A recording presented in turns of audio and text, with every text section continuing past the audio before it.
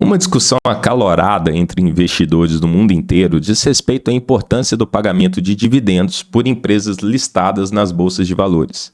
De um lado, tem um pessoal que defende que dividendos não são importantes, enquanto de outro, tem um pessoal que só investe em ações pagadoras de bons dividendos. Mas será quem que está certo nessa briga? No vídeo de hoje, a gente vai falar sobre o conceito que gera bastante discussão no mundo dos investimentos, que é a irrelevância dos dividendos. E para a gente começar lá do começo, a gente tem que voltar 60 anos no tempo, já que esse conceito tem suas raízes em um estudo clássico de dois economistas famosos no mundo das finanças, Miller e Modigliani, que defendem que o pagamento de dividendos não afeta o retorno esperado de um investimento em ações de uma empresa. Esse estudo chama Dividend Policy, em português mais fácil, Política de Dividendos, Crescimento e Valuation de Ações. Ele foi publicado em outubro de 1961 e é um paper de 23 páginas. Não vou falar que é tranquilo de ler porque ele tem bastante matemática dentro dele. Não sei se um investidor iniciante ele vai conseguir entender essa matemática ainda, mas quem já tiver iniciado no assunto pode entrar no arquivo, eu vou deixar o link aqui embaixo. Vocês vão conseguir acessar aí nesse site a íntegra, né, desse estudo. Bom, vamos entender melhor essa teoria e explorar as premissas que ela utiliza para que as suas conclusões tenham validade. E a gente vai fazer isso através de uma breve explicação dessas premissas e dando exemplos práticos. E o melhor jeito de fazer isso é usando a ajuda do nosso amigo aqui, ChatGPT. As premissas estão aqui na segunda página e em português fica mais fácil da gente acompanhar, né? Bom, a primeira delas são que os mercados são perfeitos. Então, não há comprador e vendedor ou emissor de títulos que seja grande o suficiente para impactar o preço no mercado vigente. Todos os operadores têm acesso igual e sem custos a informações sobre o preço vigente e não há custos de corretagem, impostos ou outras taxas em transação, bem como não há diferenças fiscais entre lucros distribuídos e retidos ou entre dividendos e ganhos de capital. A segunda premissa é que é um comportamento racional. Os investidores sempre preferem mais a menos e são indiferentes quanto à forma de seus retornos recebidos, seja ele em dinheiro ou em aumento no valor de seu mercado de títulos, ou, no caso aqui, aumento no valor das ações.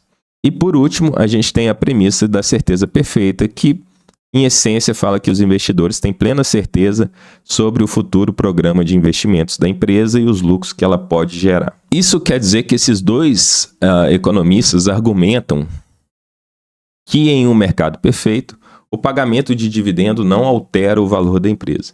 Isso porque o retorno total dos investidores, que os investidores esperam de uma empresa, seja via dividendos ou valorização do preço das ações, deve ser o mesmo.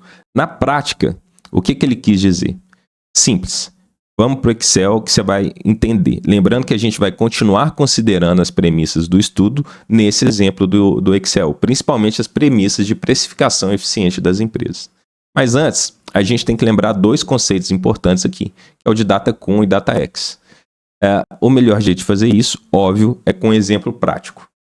E para esse exemplo prático, eu peguei um anúncio de dividendos de 2021 da Vale. Repare aqui que ela anunciou que iria pagar R$ 8,10 por ação, o que equivaleria a 1,54 dólares na data do anúncio.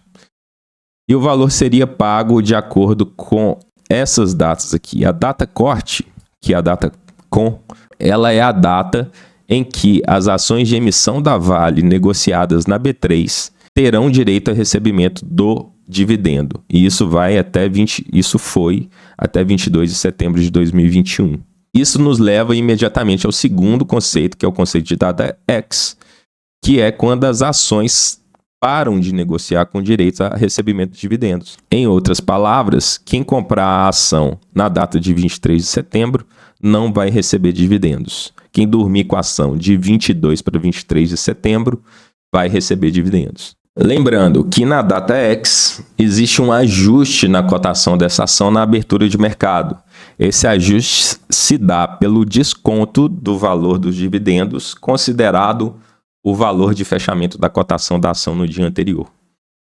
O que a B3 faz? Ela limpa o book de ações no início do pregão da DataX, no caso da Vale aqui, no dia 23 de setembro de 2021, ela limpa todo o book de ofertas da ação e as empresas partem de um preço de abertura descontado do valor dos dividendos. É claro que o preço efetivo ao final do leilão pode ser outro, menor ou um pouco maior do que os dividendos efetivamente descontados do valor. Isso aí acontece porque a cotação varia de acordo com as expectativas do mercado sobre a empresa naquele momento, e desde o anúncio do dividendo, né, até o decote desse dividendo da DataX, várias informações vão acontecendo sobre a empresa no mercado que pode refletir no preço da ação. Vale dizer que isso parece ser uma peculiaridade do mercado brasileiro.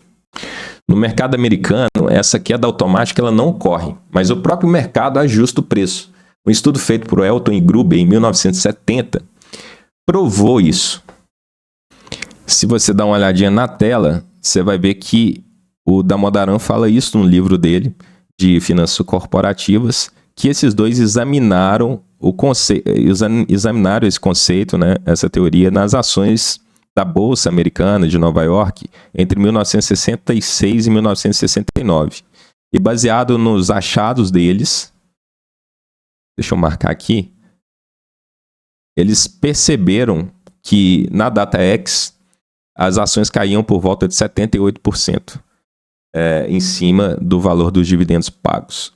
Eles concluíram, né, Elton e Gruber concluíram que essa diferença era basicamente a diferença da taxa de imposto sobre dividendos, que na época era maior do que a taxa de imposto sobre ganhos de capital.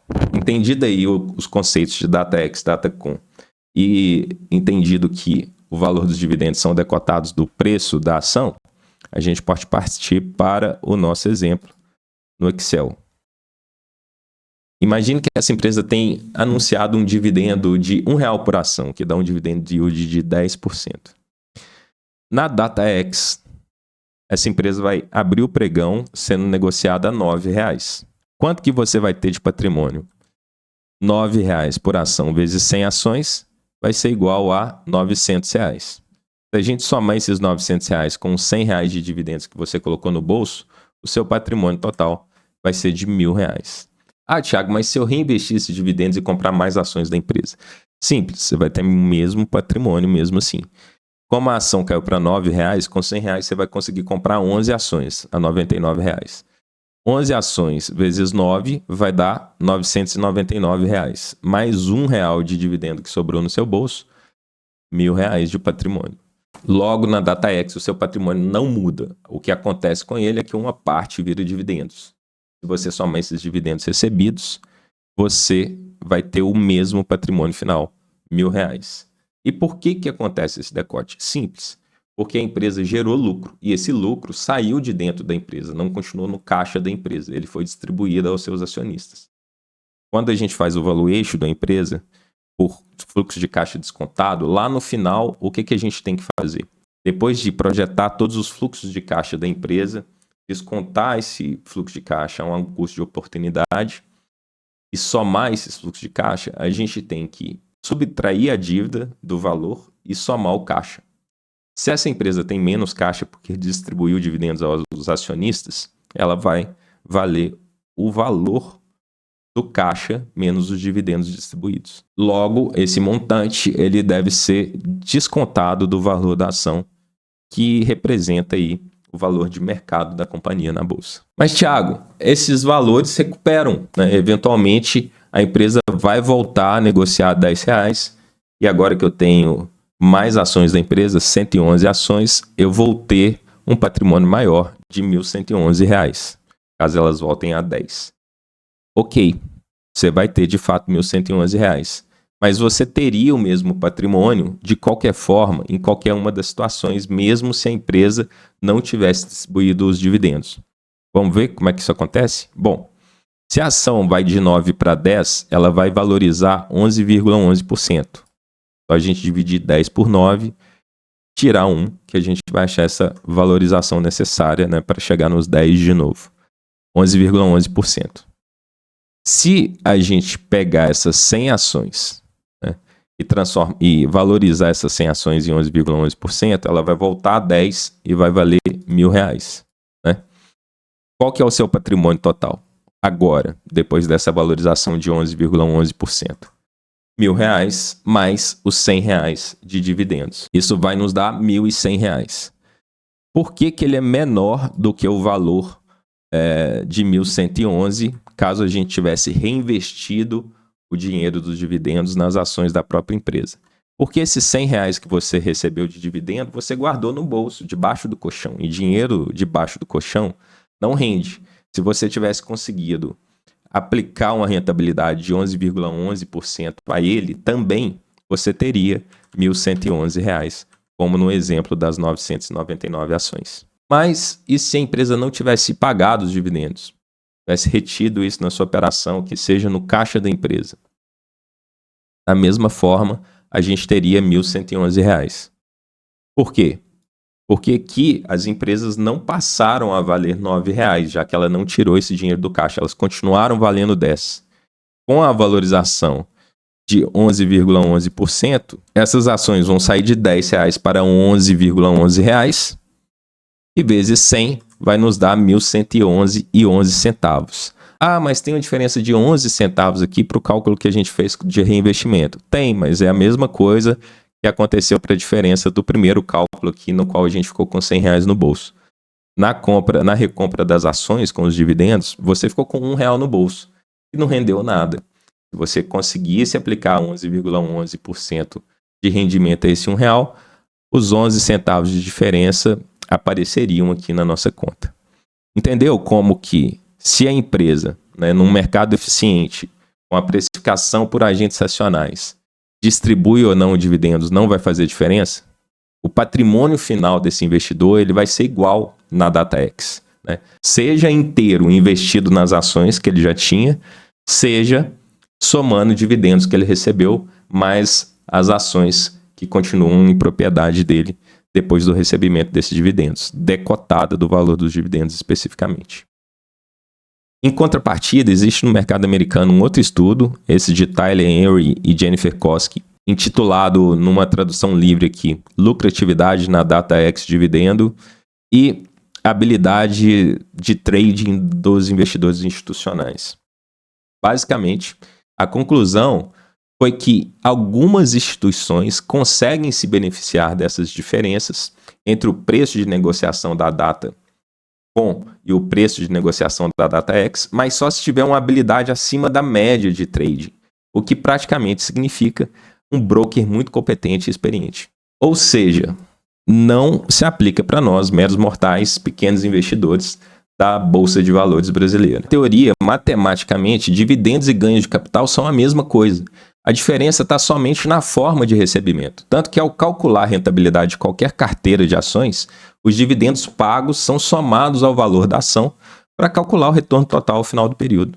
É óbvio que isso é matematicamente falando. Afinal, nos aspectos jurídicos, fiscais e financeiros, dividendos são parte do lucro da empresa distribuído aos seus acionistas e ganho de capital é outra coisa. É o lucro obtido na venda de um ativo em relação ao seu preço de compra. Cada um tem um tratamento diferente, tá? Mas, em essência matemática, ambos são ganho de capital. E aí sempre vem aquela pergunta, mas não é melhor receber o dividendo agora do que ficar contando com um ganho de capital no futuro? A gente não sabe nem quais vão ser as condições de mercado na época, a ação pode sofrer muito com isso. Com certeza, receber dividendos agora, dentro da capacidade de pagamento da empresa, é melhor do que esperar por um futuro incerto que a gente não sabe nem se vai acontecer. Mas a comparação correta não é essa. A comparação correta é melhor eu receber esses dividendos agora ou realizar ganho de capital agora? É preciso comparar bananas com bananas. E no caso, a resposta dessa segunda pergunta é tanto faz. E isso nos leva à próxima pergunta. Então, se dividendos e ganhos de capital são matematicamente a mesma coisa, por que as pessoas gostam tanto de receber dividendos? É aí que está.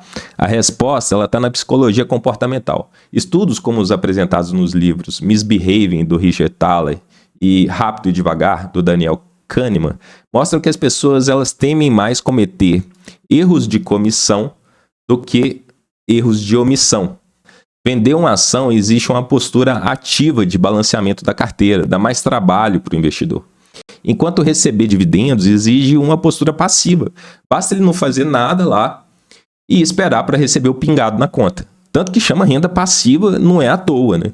A sensação de receber dinheiro sem fazer nada é bem melhor do que a sensação de vender uma ação com lucro. Até porque, no segundo caso, você sente que está dilapidando seu patrimônio e agora vai contar com menos ações que antes. De fato, a quantidade de ações vai diminuir, mas o valor ele vai continuar o mesmo. Mas o mais importante de entender por que as pessoas gostam de dividendos é que a gente não vive no mundo hipotético do Miller e do Modigliani. Nem os mercados são completamente eficientes. Além do tempo, né, gasto com balanceamento de carteira, que é chato, vender ações no Brasil geram custos de transação e custos fiscais. Enquanto receber dividendos ainda tem isenção fiscal. E é justamente aqui que começam essas nuances. Aqui no Brasil há uma exceção importante, que é a isenção fiscal sobre dividendos. Essa isenção torna o recebimento de dividendos mais vantajoso em comparação com os ganhos de capital, que são taxados em 15%. E nem adianta falar que, mas as empresas já são bastante tributadas, a carga tributária é alta, então isso vem embutido em dividendo. Não, porque eu estou comparando efetivamente com a realização de ganho de capital. E no ganho de capital você vai pagar imposto, enquanto nos dividendos não. Ou seja, esse benefício fiscal dado aos dividendos faz com que ele se sobreponha ao ganho de capital como uma forma de retorno eficiente para o acionista da empresa. Por isso, por mais que a política de dividendos em si ela seja irrelevante na teoria, a realidade fiscal brasileira pode tornar os dividendos uma forma mais atraente de retorno para esses investidores. Inclusive, comprar ações um dia antes da data X para vendê-las no início do pregão seguinte pode ser uma boa estratégia para grandes investidores que queiram capturar o benefício fiscal da compensação de prejuízos, já que, havendo queda na cotação da ação, mesmo considerando os dividendos recebidos, o prejuízo contabilizado na venda dessas ações na data X pode sim ser usado para compensar com eventuais lucros. A grande verdade é que o que realmente importa para o crescimento do retorno do acionista é a capacidade da empresa de reinvestir seus lucros em projetos que gerem retorno acima do seu custo de capital no longo prazo. Foi essa, inclusive, a conclusão do Miller e do Modigliani. De um modo simplificado, os projetos investidos pela empresa têm que retornar uma taxa de retorno maior do que se a empresa pegasse esse dinheiro desse projeto e investisse no Tesouro Selic, no CDB. Se a empresa conseguir investir em projetos rentáveis, mesmo que ela distribua parte dos seus lucros em dividendos, ela vai continuar a crescer. E esse crescimento vai gerar valor para os seus acionistas no longo prazo. Isso reforça a ideia que a gestão eficiente com boa alocação de capital e as oportunidades de investimento são mais importantes do que a política de dividendos em si. Até porque não adianta a empresa só distribuir dividendos. Se o negócio subjacente estiver condenado, na prática a empresa vai falir e os dividendos vão acabar. Que foi o que aconteceu com a Oi, por exemplo, que era uma empresa pagadora de dividendos de um setor perene, como telecomunicações. É pensando dessa forma que a gente consegue aplicar ao mundo real o artigo escrito pelos dois economistas lá em 1961. Por isso, nunca compre uma ação apenas pelo dividend yield. É preciso entender do negócio, da capacidade de alocação de capital da empresa, incluindo sua capacidade de crescer. São esses fatores que vão fazer você ganhar dinheiro no longo prazo, e não o fato da empresa pagar dividendos regulares ou não. Inclusive, se a empresa pagar muitos dividendos, isso pode ser um sinal de alerta. Se ela estiver pagando mais do que ela lucra em dividendos, tiver um payout, que é o valor que ela paga do lucro de dividendos, por exemplo, se a empresa lucrou 100 milhões e pagou 40 milhões de dividendos, ela teve um payout de 40%. Se a empresa tem um payout acima do seu lucro, ou se a empresa paga todo o lucro como dividendos, quer dizer que ela não tem uma perspectiva de investimento em bons projetos, o que pode desacelerar o crescimento de receitas e isso aí gerar uma expectativa no mercado de baixo crescimento, que pode penalizar no final o retorno total ao acionista daquela empresa. Entendeu? Por hoje é só, pessoal. Espero que tenha gostado. Se você gostou, deixe o seu like no vídeo e comente aí. Comente se você gosta de dividendos, se você acha ou não que eles são irrelevantes e se você entendeu tudinho. Se você não entendeu alguma coisa, deixa a pergunta aí embaixo e eu vou fazer o melhor que eu puder aqui para responder. Enquanto isso, você pode assistir esse vídeo aqui, que ele fala sobre uns livros muito bons que fizeram parte da minha jornada. e que podem te acrescentar alguma coisa nesse mundo dos investimentos. Um abraço.